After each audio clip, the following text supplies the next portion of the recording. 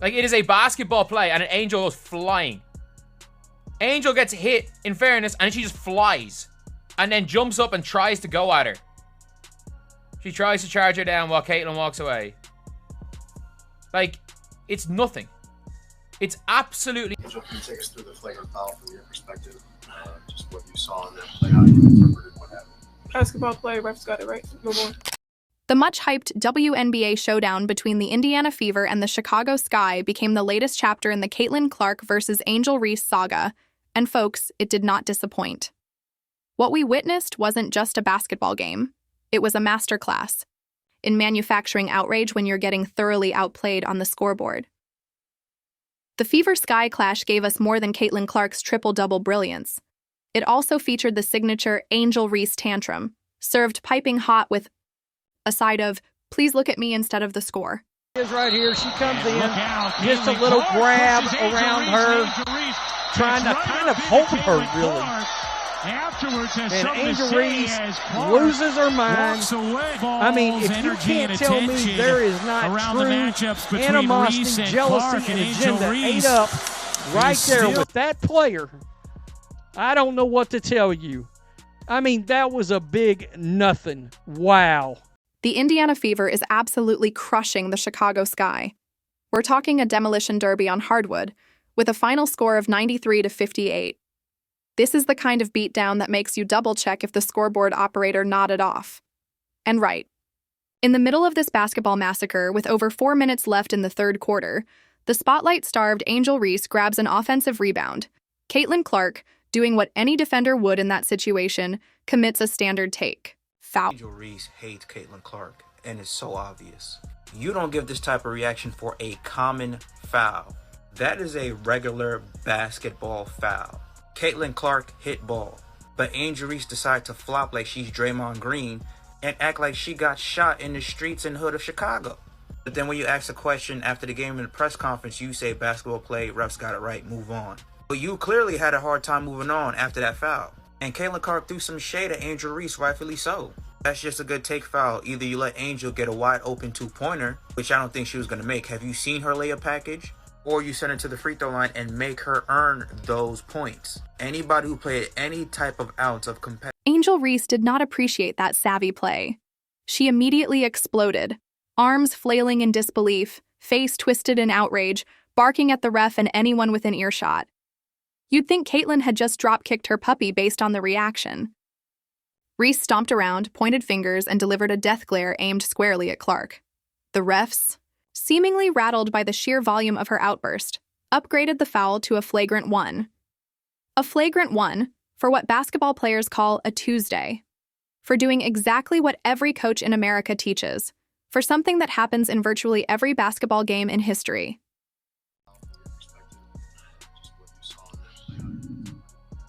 Basketball play, refs got it right. Move on. She just said basketball play, refs got it right. She could have, like, it could have been worded worse. It could have been worded worse. And it was the same thing as she said, basketball play, when she clocked Caitlin Clark in the head. And again, I stand by this. I don't think Angel Reese last year intentionally smacked Caitlin Clark in the head, because at that stage in the year, Angel Reese had gone like 15 games without getting a single block. If Angel Reese tried to hit Caitlin Clark in the head, she... Let me paint the picture for you. Caitlin Clark, the same player who's revolutionizing women's basketball, selling out arenas and making the WNBA relevant to people who couldn't name 3 teams last year, makes a routine basketball play. And Angel Reese responds like she's auditioning for a soap opera reboot. She launches herself toward Clark like she's been shot out of a cannon, charging at the rookie with the kind of determination she probably should have used to help her team avoid getting absolutely embarrassed on the scoreboard. Me too. I want y'all to realize that. Now, I heard a lot of people say that I or others have made Angel Reese the villain. Did you not just hear herself call herself the bad guy? She called herself the villain. I'm not making her the villain. She's making herself the villain. And guess who her eyes are on at all times? Caitlin Clark. There's an image from this opening game when Caitlin Clark hits a beautiful fadeaway three-pointer, and the camera pans to Angel Reese and you would have thought she saw the devil. If you're enjoying this, go ahead and subscribe. Now, what does Caitlin Clark do in response? The exact same thing she did when LSU beat Iowa in the NCAA championship and Angel Reese taunted her with the John Cena "you can't see me" gesture. She walks away. She doesn't engage. She doesn't feed the drama machine. She just turns and walks off like she's quietly leaving a bad restaurant review on Yelp, with dignity and zero fuss. While Angel Reese was busy crafting her Oscar reel for most dramatic reaction to a standard basketball play, Caitlin Clark was out there dropping a triple-double in her first regular season WNBA game. 20 points, 10 rebounds, 10 assists. The basketball equivalent of showing up to a gunfight with a tactical nuke. Meanwhile, Angel Reese's stat line? 12 points on a rough 5 of 14 shooting. That's 35% from the field, if you're keeping score at home. Which, ironically, is better than her ability to recognize a routine basketball play when it happens to her. But hey, she did grab 17 rebounds. Congratulations! You racked up boards in a game where both teams were clanking shots whenever you were on the floor. That's like bragging about bringing an umbrella to a hurricane. Sure, it's technically helpful, but you're still getting blown away. Folks, this was crazy. Caitlin Clark recorded the first triple-double in a season opener in WNBA history, but are you surprised? Because I'm not. I have to say, there was a couple days when I was thinking, you know what, this guy might be a little difficult with like how scrappy they could be, but then I woke up today and for some reason I had like zero hesitation and full confidence in the Indiana Fever. Venom and I went live, we were talking about it before the game, and I was just like, nope, not. And here's where it gets fascinating. After the game, when the cameras are rolling and the microphones are hot, what does Angel Reese say after all that drama, all that charging, all that performative outrage? Let's not make it something that it's not, she says. Basketball play. Ref got it right. Excuse me? The same Angel Reese who turned a routine foul into the basketball equivalent of the Red Wedding from Game of Thrones now wants to play it cool? The same player who needed teammates to hold her back has suddenly found her inner zen at the post-game press conference? Let me translate that for those who don't speak fluent basketball drama. I realized I overreacted on national television while we were already getting blown out by 30 points, so now I have to pretend I was totally reasonable all along, and that, ladies and gentlemen, is the fundamental difference between Caitlin Clark and Angel Reese. One changes the game. The other changes her story, depending on which way the camera is pointing. There was no need for Angel Reese to jump up and try chase down Caitlin Clark after a relatively hard foul. Like, what Caitlin did wasn't even in the stratosphere of what Diamond DeShields or Kennedy Carter did to her. Caitlin Clark is out here making history with triple-doubles and sold-out arenas, while Angel Reese is manufacturing confrontations faster than fast fashion pumps out trendy outfits. Clark is elevating the entire WNBA with her play. Reese is trying to elevate her brand with WWE-style antics. And let's talk about the crowd, shall we? Gainbridge Fieldhouse wasn't, we counted the janitors as attendees, sold out. It was legitimately packed to the rafters. Every seat filled, every fan locked in. And when Angel Reese missed that free throw after all the drama, the entire arena erupted in a unified karma is real moment. So loud, it probably registered on seismic equipment. Completely honest, all of this is fine. All of this is high-level competition, passionate basketball. They're frustrated. Caitlin's trying to foul her to avoid a little freaking layup. Angel's frustrated because her team's losing and she was trying to do the most and her team was just not helping enough. So she's frustrated. She wants to go up for the layup. She gets off balance because of this foul. Caitlin does a little shove at the end. It doesn't look malicious, but it definitely was a shove with the left hand. Angel falls to the ground. She's pissed off, again, because she's frustrated.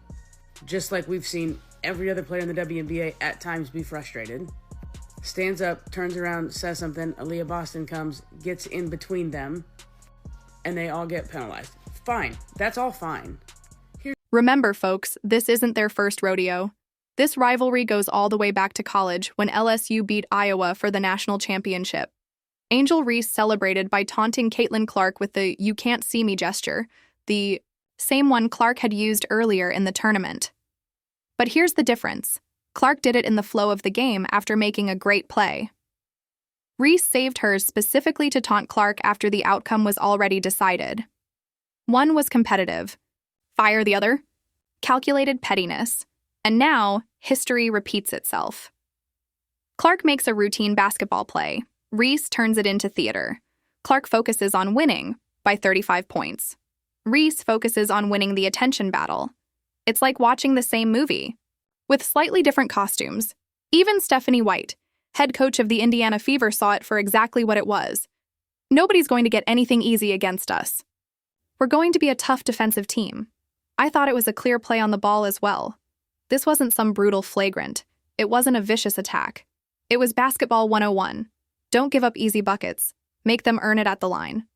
That's not dirty play. That's smart play. But hey, why let basketball intelligence get in the way of a good dramatic moment? Why acknowledge basic defensive strategy when you can chase a viral clip instead? Why focus on the fact that your team is getting absolutely demolished when you can make the highlight reels for something other than your shooting percentage?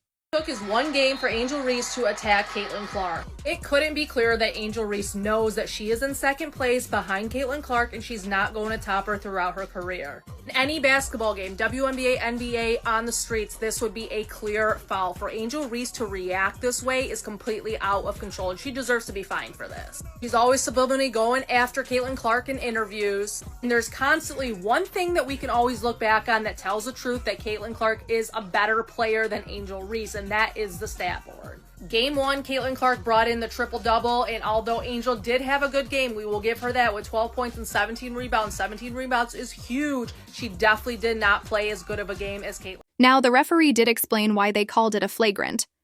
According to the official, the foul by Clark met the criteria for a flagrant 1: wind-up, impact, and follow-through, specifically citing the extension of her left hand to Reese's. Back translation: it met the technical definition in the rulebook, so they had enough cover to make the call. But let's be honest, the real reason it was upgraded? Because Angel Reese made such a scene that not upgrading it would have created an even bigger one. And here's the beautiful irony: even with the flagrant call, even with the free throws, even with the extra possession, the Sky still got absolutely demolished. All that drama, and for what? To lose by 35 instead of 37? The cherry on top of this sundae of absurdity? When Reese stepped to the free throw line after all that commotion and missed the first shot, Gainbridge, Fieldhouse erupted. Not polite applause, not casual encouragement for the home team, full-throated, ravenous, arena-wide cheers. That's when you know you've miscalculated. When an entire sold-out arena is united in joy over your failure, maybe, just maybe, you're not the hero in this story. Maybe that wrestling-style heel turn isn't landing quite the way you imagined. Meanwhile, Clark didn't need theatrics. She needed a triple-double, and delivered it. While Reese was busy crafting a confrontation narrative, Clark was busy crafting history. A triple-double in your WNBA debut is the basketball equivalent of showing up on your first day of work and casually solving problems your company's had for years. 20 points, 10 rebounds, 10 assists. That's not just good, it's a statement. That's not just impressive, it's historic. And it came in a 35-point blowout. If basketball were a conversation, Clark wasn't just speaking. She was delivering a TED Talk, while Reese tried to interrupt with a TikTok dance. And now, of course, we get the aftermath, every sports show in America breaking down the confrontation, every analyst weighing in, every social media account looping the clip.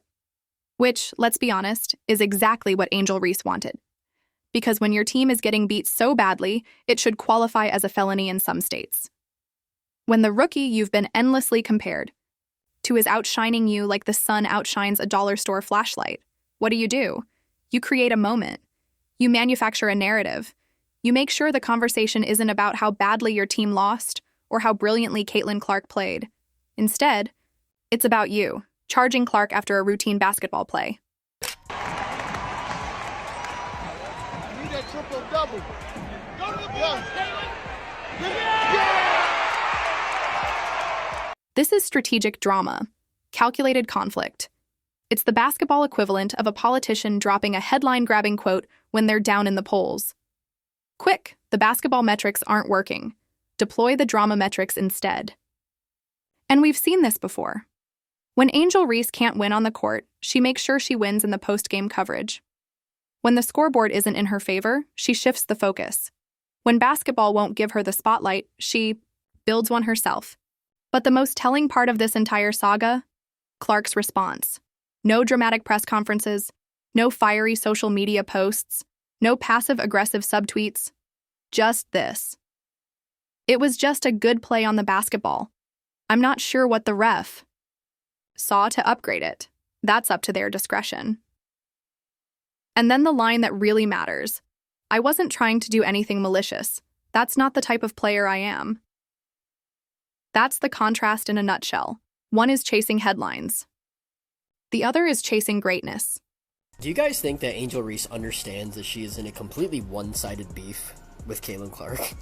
Like, I don't think Caitlin Clark could give less of a fuck about Angel Reese's existence.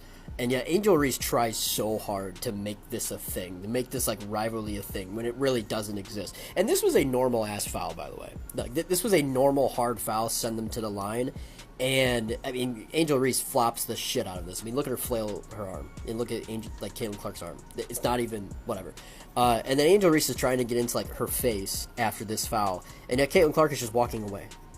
she just turns around and walks away, you know, as if it's a normal foul, which it was. And yet Angel Reese, you could read her lips. She was like saying, oh, "She's trying to fight, bro. She's trying to fight." And it's like, I genuinely don't think Caitlin Clark could care less about you.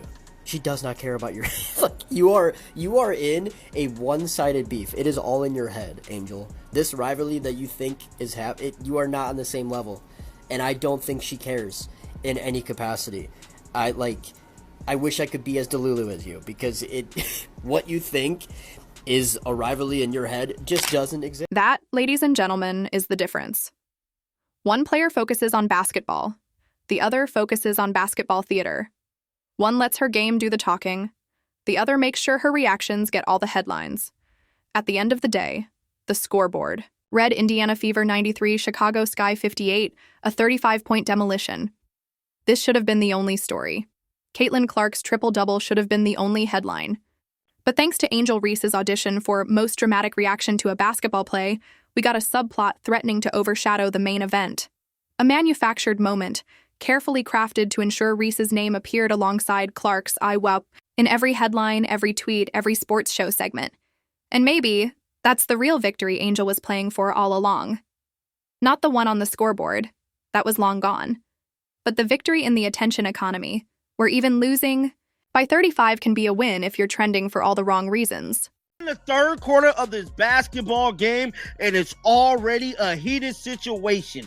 Caitlin Clark and the Indiana Fever is currently putting the beats on the Chicago Sky, and I'm telling you right now, Angel Reese is furious because she wants to make it her business to beat Caitlin Clark this year, and I'm telling you right now, it's not even close. Caitlin Clark hitting logo threes, looking like young Steph Curry. Yo, Caitlin Clark, she did it. She signed my autograph.